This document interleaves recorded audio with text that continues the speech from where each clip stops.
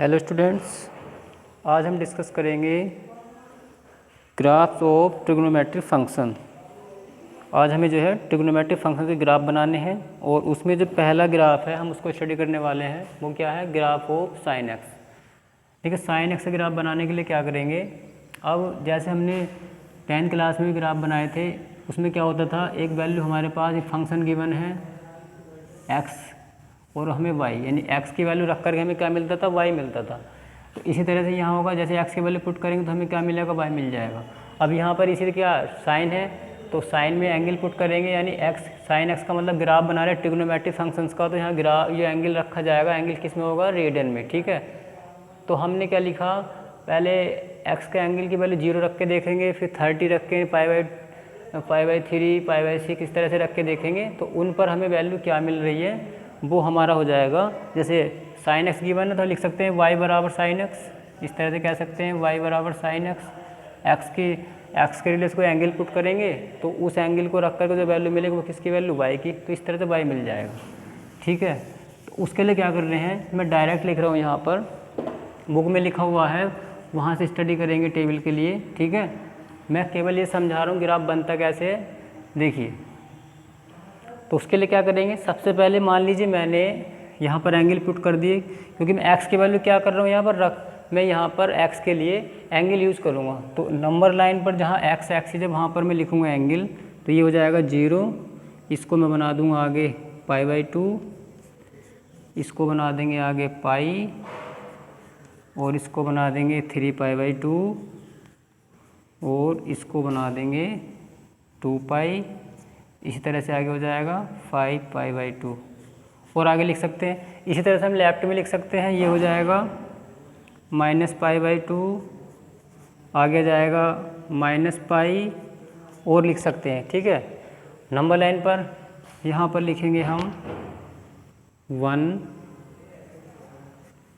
आगे लिख लेंगे 2, और इसी तरह से ऊपर लिख देंगे, यहाँ लिख लेंगे -1, और यहाँ लिख लेंगे 2, -2, इसी तरह से और नंबर लिख सकते हैं।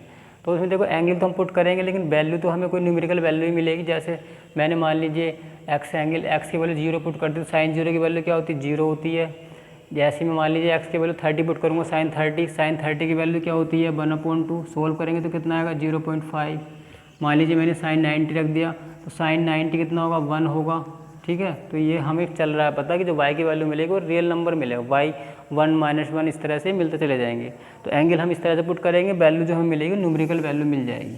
ठीक है, तो उसके लिए देखो क्या करेंगे, मान लीजिए मैंने x का मान 0 पुट किया, साइन 0 कितना मिला, 0, यहाँ पर क्या हो जाएगा 0, ये पॉइंट मिला। मैं और वैल्यू रखूँगा, मान लीजिए मैंने x का मान 30 रखा, साइन 30 कितना हुआ, 1/2, और 1/2 को सोल्व करेंगे तो पॉइंट वैल्यू देगा 0.5। इसका मतलब क्या होगा, वो वैल्यू हमें 1 से नीचे मिलेगी। मान लीजिए x 0 से बड़ा, यहाँ आगे मैं 30 रख दिया, ये मान लीजिए 30 ये है, 0.5 मिला, तो मान लीजिए ऊपर आएगा। तो जब इनके सामने पहुँचेंगे तो कहने का मतलब हम जैसे ही x की वैल्यू बढ़ाएंगे धीरे धीरे एंगल बढ़ना शुरू हो जाएगा। तो 30 पर मान लीजिए हम यहाँ आ गए। उसके बाद देखिए, मान लीजिए मैं डायरेक्ट 90 पुट कर दूँ, 90 पुट कर दूँ पाई/2, तो साइन 90 कितना होगा, 1 होगा। तो 1 के सामने पहुँचो, यानी साइन 90 पर हम यहाँ 1 के ठीक सामने आ जाएंगे, यहाँ पर, यहाँ आ गए। ठीक है, अब मान लीजिए मैं 90 से और बड़ी वैल्यू पुट करूँ, जैसे 120 ले सकते हैं। तो साइन 120 की वैल्यू, अब उसको 120 कब बनेगा, 90 प्लस थीटा, यानी 90 प्लस 30, साइन 90 प्लस 30 कहाँ पहुँचेगा, कोस 30 में। कोस 30 कितना होता, √3/2, और √3/2 को जब सोल्व करेंगे तो √3 की वैल्यू 1.732 होगी। अब उसको डिवाइड करेंगे 2 से, तो कितना आएगा, 0.87। इसका मतलब हुआ 0.87, 1 पर पहुंचकर वैल्यू डाउन होनी शुरू हो जाएगी मतलब 1 से नीचे रह जाएगा, 0.1। यहाँ मान लीजिए कि 120, देखो मैं ये समझा रहा हूँ, 120 की वैल्यू निकालेंगे तो इसको ऐसे लिख देंगे ना, 90 प्लस 30 क्या बना, कोस 30, टेबल लग जाएगी सेकंड क्वाड्रेंट के हिसाब से। कोस 30 की वैल्यू होती है √3/2, वैल्यू पुट करेंगे √3 की 1.732/2 डिवाइड करेंगे, कितना आएगा, 0.8 समथिंग आएगा। मतलब 90 पर तो 1 हुआ था, अब हमें 90 से बड़ी वैल्यू रखी 120, मान लीजिए ये है 120, कहीं इसके बीच में होगा, ये क्योंकि 90 और ये आगे 180 है तो कहीं ना कहीं इनके बीच में होगा। 120 मान लीजिए यहाँ पर है, तो वैल्यू मुझे 1 से छोटी मिली, यानी डाउन होना शुरू हो गया। तो मान लीजिए मैं यहाँ पर आ गया, ठीक है, 0.8 मेरा ये हो गया। अब मान लीजिए मैं डायरेक्ट अगर 180 रख दूँ, पाई की वैल्यू क्या होती, 180 होती। साइन 180 कितना होता, 0 होता। मैंने बताया था लास्ट वीडियो में डिस्कस किया था कि साइन कहाँ पर 0 होता है, 0 पर, पाई पर, 2 पाई पर, इस तरह से। तो 180 पर कितना हो जाएगा, 0 हो जाएगा। कहने का मतलब अगर हम इनको ज्वाइन करें तो ग्राफ हमारा कुछ ऐसे आएगा। मैक्सिमम कहाँ पहुँचेगा, 90 पर 1 वैल्यू देगा, फिर वो डाउन होना शुरू होगा, उसके बाद वो पाई पर पहुँचते पहुँचते कितना हो जाएगा, 0 हो जाएगा। अब जो थोड़ा सा हम पाई से बड़ी वैल्यू रख के देखते हैं, पाई मतलब कितना होता, 180 होता। मान लीजिए मैं इसमें 210 वैल्यू पुट करूँ तो कितना आएगा, तो वैल्यू आएगी साइन 210। इसकी वैल्यू फाइंड आउट कर दें क्योंकि ये 180 से बड़ा है। इसको कैसे लिख सकते हैं, 180 प्लस 30।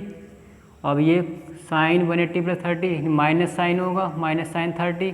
साइन 30 की वैल्यू 1/2 माइनस में, यानी 0.5 आएगा माइनस का। इसका मतलब हुआ जैसे ही हम 180 से बड़ी वैल्यू रखेंगे हम निगेटिव में पहुंच जाएंगे। कहाँ पहुंचेंगे, 0.5, 0 ये रहा। तो मान लीजिए हम यहाँ आ गए, जैसे ही मैं वैल्यू 180 से बड़ी रखूँगा तो हम जो है धीरे धीरे नीचे पहुँचना शुरू हो जाएंगे। यहाँ पर आ गए, ये पाई था, हम मान लीजिए यहाँ आ गए इस तरह से। उसके बाद और वैल्यू बढ़ा के रखी मैंने, मान लीजिए मैं डायरेक्ट 270 रख दूँ, 210 के बाद 210 के बाद 270 रखा, तो 270 की वैल्यू होती -1। इसका मतलब जैसे ये 270 है, 270, तो -1 हमें देगा। इसका मतलब वैल्यू यहाँ पहुँचेगी, ठीक, 270 के सामने वैल्यू -1 हो जाएगी, ठीक है। उसके बाद अब मान लीजिए मैं 270 से बड़ी वैल्यू पुट करूँ, जैसे मैंने 300 पुट कर दिया। 300 का मतलब अब 300 की वैल्यू कैसे निकलेगी, साइन 300 को ऐसे भी लिख सकते हैं। कैसे लिखेंगे, साइन 360 - 60। अब 360 - 60 यानी ये फॉर्म बनी है साइन के साथ, साइन 360 - थीटा इक्वल होगा माइनस साइन थीटा। थीटा की वैल्यू यहाँ पर 60 है। साइन 60 कितना होता है, √3/2 डिवाइड करेंगे तो माइनस का 0.8 समथिंग आएगा। इसका मतलब हुआ 270 पर -1 मिला।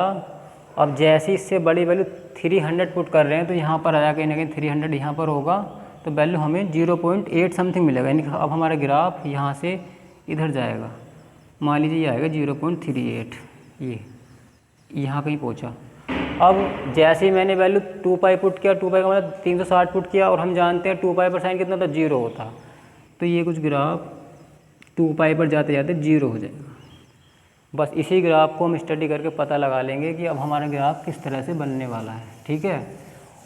अब ये क्या होगा, जैसे ही मैं 360 से बड़ी वैल्यू रखूँगा, धीरे धीरे वैल्यू कहाँ पहुँचेगी वो, और जैसे ही मैं यहाँ पर आऊँगा 5/2 पर, तो वैल्यू मुझे कितनी मिल जाएगी, 1 मिल जाएगी।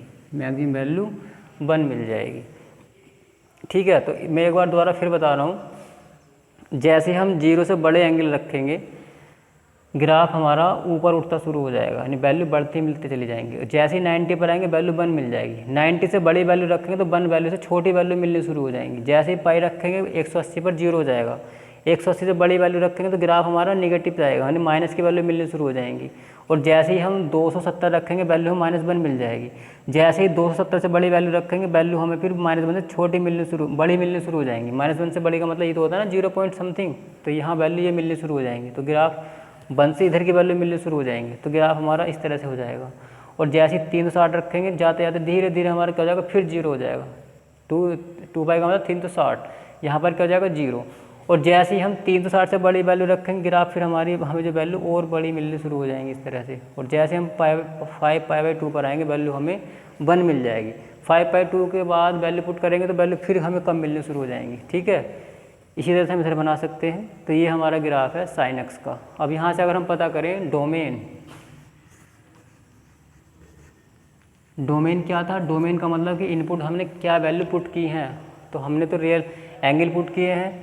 एंगल अब पॉइंटों के भी हो सकते हैं, कोई जरूरी नहीं कि 0, 30 पे ही रखना। हम अगर 1 रखें तो साइन 1 का मतलब साइन 1 डिग्री की वैल्यू क्या होगी, कोई ना कोई वैल्यू मिलेगी, टेबल के अकॉर्डिंग सर्च कर सकते हैं, मिल जाएगी।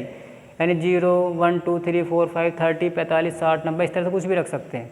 तो कहने का मतलब हुआ ये ज़रूरी नहीं कि 30 45 रखा जाएगा, इनके बीच की सारी वैल्यू आ रही है, 0 से बड़ी वैल्यू पर ग्राफ वैल्यू यहाँ मिलेगी, थोड़ी और बड़े वैल्यू पर यहाँ मिल जाएगी, धीरे धीरे इस तरह से बढ़ती जा रही है। तो उसको हम बोलेंगे डोमेन हमारा है रियल नंबर, जो वैल्यू हम पुट कर रहे हैं। हमें आउटपुट में क्या मिला वो होगी हमारी रेंज। आउटपुट क्या हमारी यहाँ पर रेंज। रेंज में क्या मिला, मिल क्या रहा हमें, देखो ज़्यादा से ज़्यादा 1 तक पहुँच रहे हैं, +1 तक, और नीचे -1 तक। हम इनके बीच में ही है, देखो यहाँ भी 1 मिला, अगर मैं यहाँ देखूँ तो यहाँ भी 1 ही मिलेगा, यहाँ भी 1 ही है, इस तरह से आगे मिल जाएगा। तो कहने का मतलब हमारी पहुँच कहाँ तक है, रेंज हमारी का मतलब, रेंज का मतलब कि हम हमारा ग्राफ कहाँ तक पहुँच रहा है, मैक्सिमम ज़्यादा से ज़्यादा किस वैल्यू को अटेंड कर रहा है और कम से कम कहाँ तक पहुँच रहा है। तो +1 तक जा रहा है उधर, उधर -1 तक, तो इसका मतलब होगा -1 to 1 क्लोज इंटरवल लिख देंगे कि -1 भी मिला है, -1 से बड़ी वैल्यू मिल रही है। देखो -1 ये था यहाँ, ये रहा, और -1 से बड़ी वैल्यू यही तो है 0.9 0. सब -1 से बड़ी वैल्यू है, ठीक है, क्योंकि माइनस में छोटा नंबर जो होता है वो बड़ा होता है नंबर लाइन के अकॉर्डिंग। तो देखो अब 1 मिला है, प्लस का 1 मिला और 1 से छोटी वैल्यू मिली, तो प्लस के 1 से ऊपर गए नहीं, तो ये हमारी रेंज है। बस हमारी रेंज यहाँ से यहाँ तक की है, 1 मिला -1 से लेकर के +1 तक हमारी रेंज क्लोज इंटरवल हो जाएगा, ठीक है। तो देखो ये मैंने ग्राफ इसलिए समझाया है क्योंकि हमें आगे इनकी ज़रूरत पड़ेगी डोमेन रेंज की, तो याद रखेंगे। बाकी ग्राफ तुम्हें स्टडी करने हैं, यदि किसी ग्राफ को बनाने में दिक्कत आएगी तो बताएंगे। जैसे मैंने sin x का ग्राफ बनाया है, इसी तरह से cos x, tan x, sec x, cos x, इन सब के ग्राफ बनाएंगे और वहाँ से हम डोमेन रेंज पता करेंगे। तो ये मैंने इसलिए समझाया कि जिससे हमें ये आइडिया रहे कि हमारा ये डोमेन रेंज, इसका पता कैसे चला, क्या डोमेन है क्या रेंज है, तो ये हमारा ग्राफ बताएगा, ठीक है। तो अब मैं केवल इन फंक्शन के डोमेन रेंज लिख रहा हूँ, जो तुम्हें याद रखने और ग्राफ बनाने हैं। यदि किसी स्टूडेंट्स को ग्राफ बनाने में कोई प्रॉब्लम है तो बताएंगे, मैं दोबारा ग्राफ बना करके समझाऊँगा। जैसे अब मैं डायरेक्ट लिख रहा हूँ यहाँ पर cos x के लिए, फंक्शन क्या cos x, इसका जो डोमेन आएगा, डोमेन ये क्या होगा, डोमेन इसका भी रियल नंबर होगा, और रेंज जो इसकी आएगी,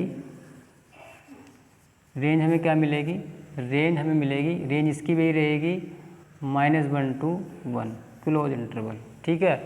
अब ये ग्राफ को खुद देख करके पता लगा लेंगे ग्राफ हमारा कहाँ से कहाँ तक जा रहा है, रेंज हमें वैल्यू क्या क्या मिल पा रही है, ठीक है। जब ग्राफ बनाओगे सब समझ में जाएगा।